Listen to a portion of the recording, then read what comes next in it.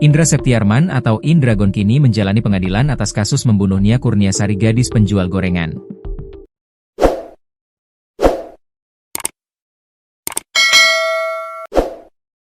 Dalam persidangan di Pengadilan Negeri Pariaman, Indragon menguak hal mengejutkan. Indragon kini menyebut Nia terlibat bandar sabu. Bahkan ia menyebut pernah mentipkan sabu 1,5 kg ke Nia. Eli Marlina, ibu Nia pun langsung histeris mendengar ucapan pembunuh anaknya itu. Ia yakin anaknya tak mungkin melakukan hal yang dituduhkan Indragon. Pengakuan ini langsung mengguncang suasana persidangan dan membuka babak baru dalam kasus pembunuhan dan pemerkosaan terhadap gadis penjual gorengan tersebut. Dalam sidang yang digelar pada Selasa, 10 Juni 2025, di ruang sidang Cakra, Pengadilan Negeri Pariaman, terdakwa Indragon memberikan sejumlah keterangan baru yang berbeda dari isi berita acara pemeriksaan, BAP, saat penyidikan di Polres Padang Pariaman.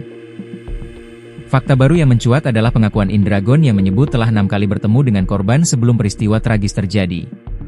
Awal pertemuan saya dengan korban, di Simpang Sikumbang. Kala itu saya membeli gorengan korban, ujar Indragon di hadapan majelis hakim.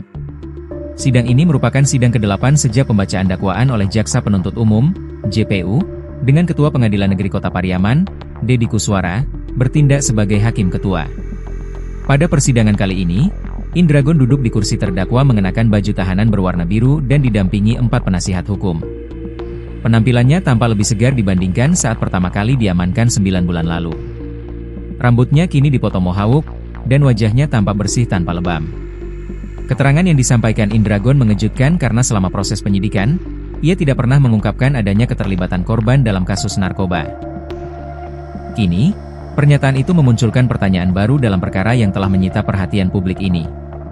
Keterangan Indragon ini seakan membantah seluruh BAP dan keterangan resmi pihak kepolisian bahwa keduanya saling tidak mengenal dan hanya bertemu beberapa kali tanpa adanya komunikasi interaktif. Pertemuan Indragon dan NKS kiranya tidak hanya tegur sapa, lebih dari itu.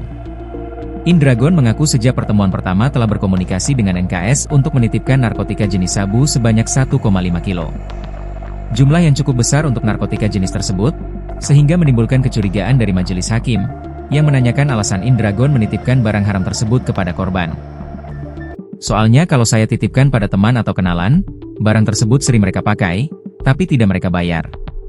Jadi lebih aman saya titipkan pada korban, ujarnya menjawab pertanyaan hakim dengan suara pelan dan hilang timbul melalui pengeras suara. Mengacu keterangan Indragon, pembicaraan keduanya juga cukup intens, karena terdakwa juga mengimingi korban uang sebesar 7 juta rupiah jika mau melakukan pekerjaan tersebut. Bahkan, Indragon mengaku uang tersebut sudah disepakati keduanya untuk membantu rencana korban yang hendak melanjutkan pendidikan di perguruan tinggi. Permasalahan antara keduanya muncul pada pertemuan selanjutnya, saat korban mengaku narkotika jenis sabu yang dititipkan oleh Indragon tersebut hilang.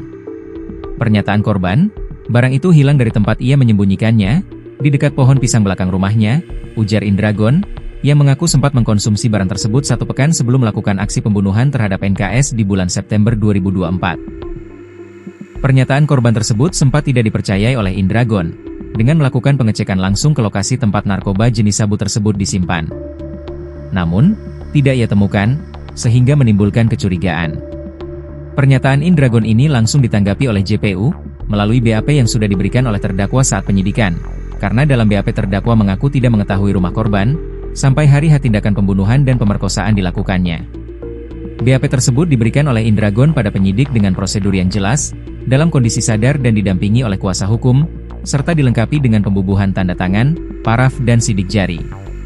Hasil BAP itu sejatinya juga dibenarkan oleh sejumlah saksi yang dihadirkan JPU pada persidangan dengan agenda keterangan saksi. Seluruh saksi yang dihadirkan membenarkan BAP yang disampaikan oleh Indragon, keduanya memang tidak saling mengenal, karena sebelum kejadian Indragon pernah menanyakan rumah korban pada sejumlah saksi.